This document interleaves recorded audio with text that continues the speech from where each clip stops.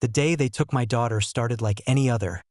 Sunlight spilling over the hills, the smell of cedar and hay drifting across the ranch, the quiet rhythm of a Saturday morning before the world wakes up. I was in the barn fixing a latch when my phone buzzed with a message from my neighbor. "Old Jim, you better get out front. Something's wrong." My stomach sank. I dropped the wrench and sprinted toward the gate, boots kicking up dust, and that's when I saw it.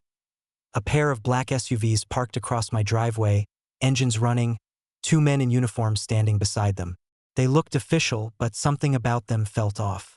Their badges gleamed too bright, their posture too forced, and their expressions too smug. Then I saw Karen, standing beside them with that same self-satisfied smile I'd come to know too well. "You can't keep doing this, Karen," I warned as I approached, trying to keep my voice calm. She crossed her arms. "We have an order," she said. "Your daughter doesn't belong here. You're being investigated for unfit living conditions." My blood went cold. "What did you just say?" I growled. "You heard me," she replied, motioning to the men. "Take her." Before I could move, they were already walking toward the porch where my daughter, Emily, 16, bright, fearless, stood frozen in confusion. "Dad?" she called out, voice trembling. I ran forward, but one of the men blocked my path, hand hovering over what I now realized was a fake holster. "Step back, sir," he barked. That's when I saw it. His badge didn't have a county seal. It said, HOA Community Enforcement. My hands clenched into fists. "You lay a finger on her," I said, my voice dropping low, "and you'll regret it." But before I could reach them, one of the imposters grabbed Emily by the arm, dragging her toward the SUV. She screamed, struggling to break free, while Karen just stood there, arms folded, pretending this was some kind of lawful act. I lunged forward, but the second man shoved me back, muttering something about protective custody. Then they sped off, tires throwing gravel across the road, leaving me standing there in disbelief, rage flooding every inch of my body. I didn't call 911. I didn't need to. I went straight for the barn, where my truck sat half-loaded with gear from last week's training session. Because here's what Karen didn't know. Before I was a rancher, I was a Green Beret instructor. I spent 20 years teaching men how to track, pursue, and recover under pressure. And she had just made the worst mistake of her life. I hit the highway, adrenaline pounding, my mind working faster than the speedometer. The SUVs couldn't have gone far. There were only 2 roads out of town. I called my friend Mark, who worked dispatch for the sheriff's department. "Mark," I said, voice steady but cold.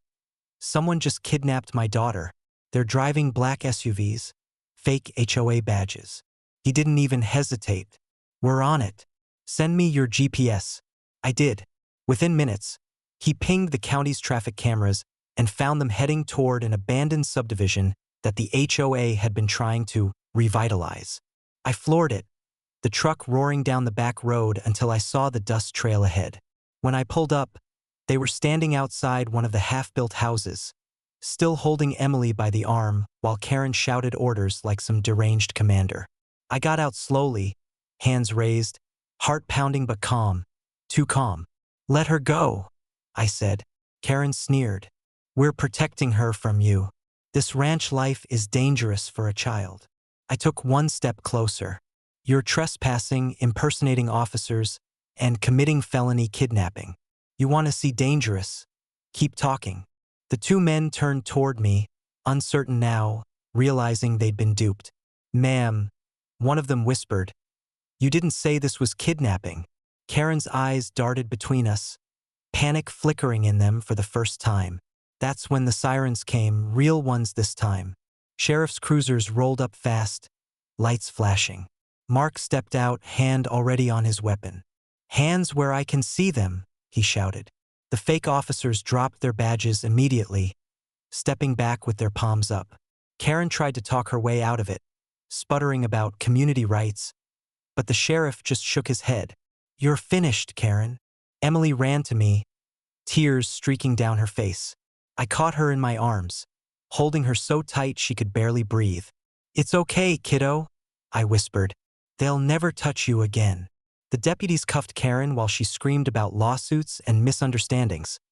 But the evidence was too clear: body cam footage, the fake badges, the recorded dispatch logs. The DA later charged her with conspiracy, impersonation, and unlawful detainment. The two men flipped on her instantly, admitting she'd paid them cash to help enforce HOA custody laws. The absurdity of it all made the news by morning. HOA president arrested for orchestrating fake police kidnapping. Her face was everywhere: red, wild-eyed, and humiliated. It took weeks before Emily could sleep through the night again, but eventually, the fear faded. We rebuilt our sense of safety, one quiet evening at a time. The sheriff made sure Karen would never set foot near us again, and the HOA dissolved not long after, their reputation destroyed beyond repair. Sometimes, when I'm out in the field watching the sunset paint the sky, Emily sits beside me and says, "Dad, I'm glad you're who you are." I smile and tell her, "You never have to thank me for that. Because when you've trained soldiers to fight for freedom, you don't let anyone, especially a woman like Karen, take yours away." In the end, she learned what real authority looks like. It doesn't come from a fake badge or a clipboard. It comes from the courage to protect what's yours, no matter the cost.